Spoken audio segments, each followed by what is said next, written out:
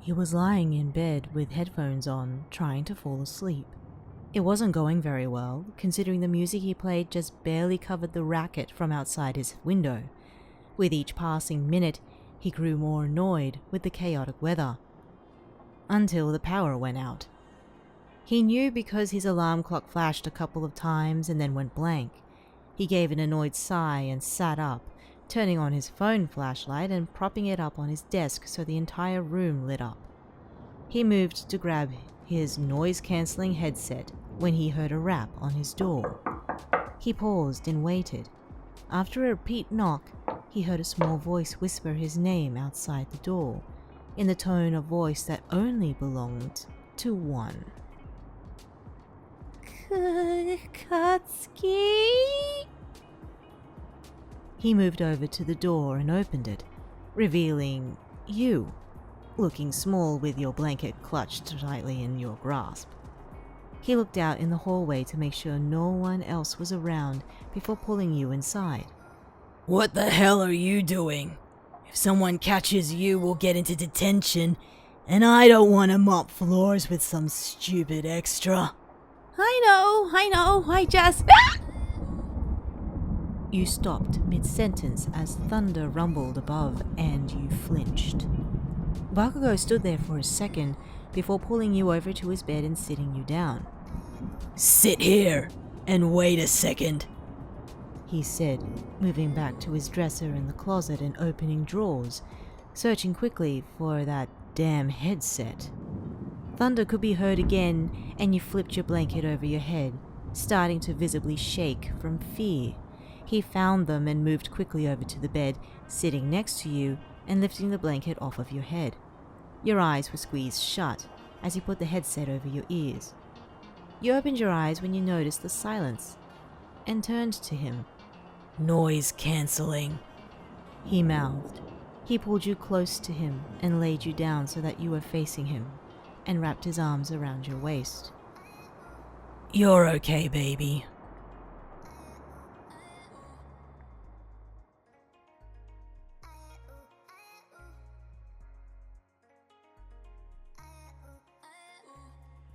When you woke up in the morning to sunlight streaming through the window, Bakugo was across the room, his back facing you as he did something on his phone. You took off the headset. "Thank you, Katsuki," you said, hoping to catch his attention. It worked well because he turned around and saw you sitting up in his bed. He gave you a soft smile and moved over to sit next to you. You okay? Just the thunder? He asked, receiving a nod as an answer. He held your hand in his before giving it a kiss. Go back to your dorm and get dressed. I'll pick you up for afternoon classes.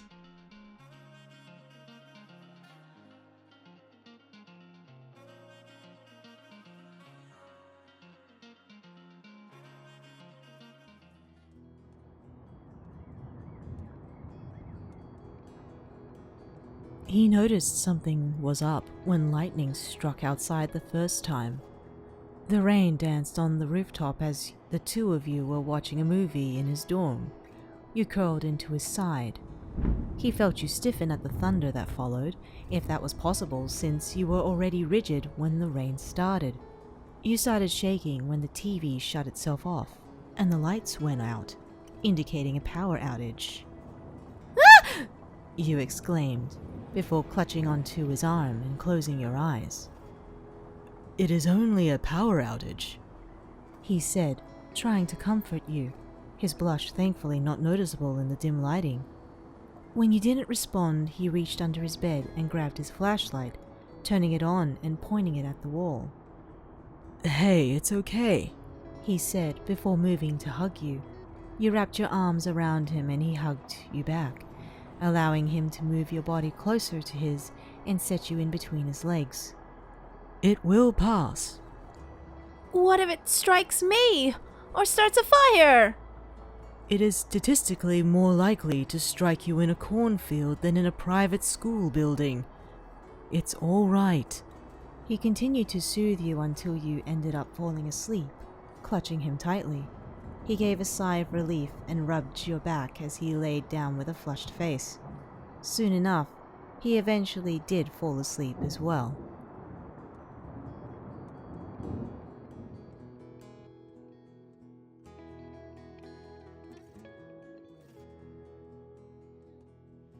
Iida woke up to your eyes looking into his.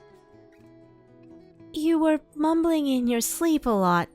You said, wiggling to get your arms around him. Something about protecting me from thunder? His face went bright red and he looked away.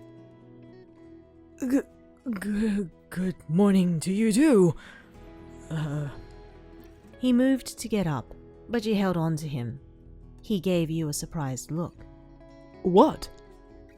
He asked. Don't get up yet, please. You asked, making his heartbeat increase as he nodded with a blush spread across his face from embarrassment. Only for a few more minutes, he responded, accepting your plead and allowing you to wrap yourself around him again.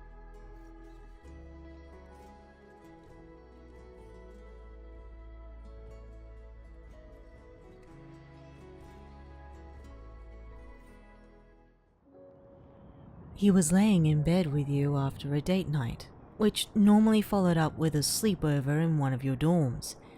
It was late at night, and despite wanting to keep all the lights out, for the room aesthetic, he kept his small bedside lamp on dim for you.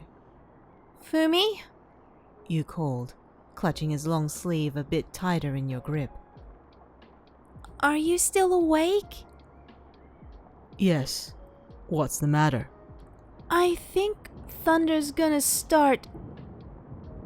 And in that moment, the lamp flickered and went out, followed by a loud crash of a falling tree outside and a flash. The rumbling stopped and repeated constantly, scaring you.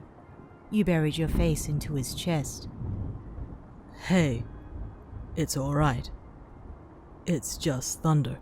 He moved the blankets and comforter over your head to muffle the sound and placed his hands over your ears. Your grip eased after a bit, and the storm seemed to settle.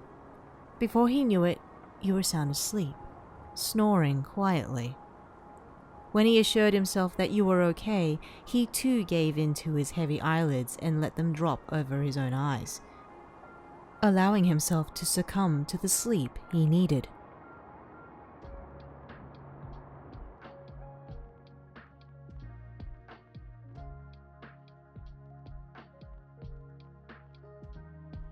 He awoke to your spot. You'd been occupying for the night empty, and his room's only light source the sun provided from outside his window. He got up and immediately noticed your absence in his room. He sighed, moving to close the blinds, when he found a sticky note on the blinds' pull strings. If you found this, I guessed the spot you'd go to first in the morning correctly. I left in a hurry to get ready for my morning classes, but I'll see you in the afternoon. Thank you for protecting me. It was very heroic of you.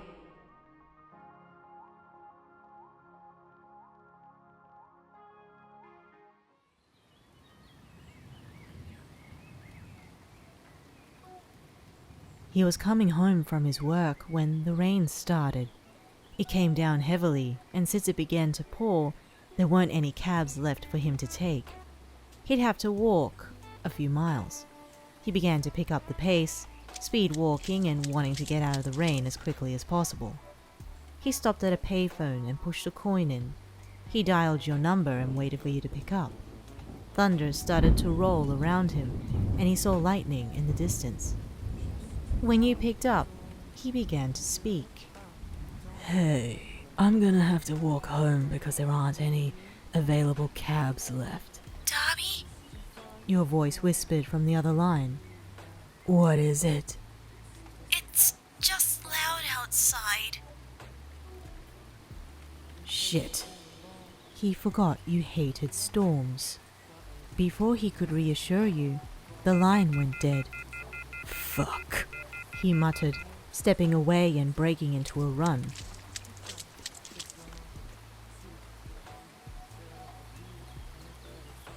He hurried home, nearly slipping a few times when he rounded corners and nearly tripped when running up the stairs.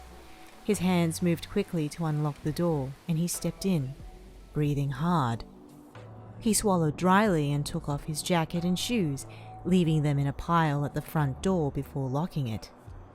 He heard sniffles coming from the bedroom and rushed over. He opened the door and began looking around. He looked at the bed and crouched down, seeing you underneath in a small ball. He reached over and pulled you out from under. Dabi proceeded to pull you into his arms, caging you against him as you trembled. I forgot you hated storms, he whispered into your ear, which was comforting for a second before the thunder rumbled again. Your grip tightened, and he lifted you up and carried you to the bathroom, where he took out candles and then brought you into the living room, setting you down on the couch. He began lighting them and putting them on tables and the TV stand, returning over to you and sitting you facing him in his lap, letting you clutch him once again. You know I'm soaked, right? You didn't give an answer, so Dabi silently moved his hands to your back, rubbing it to lull you asleep, so the night would pass quicker for you.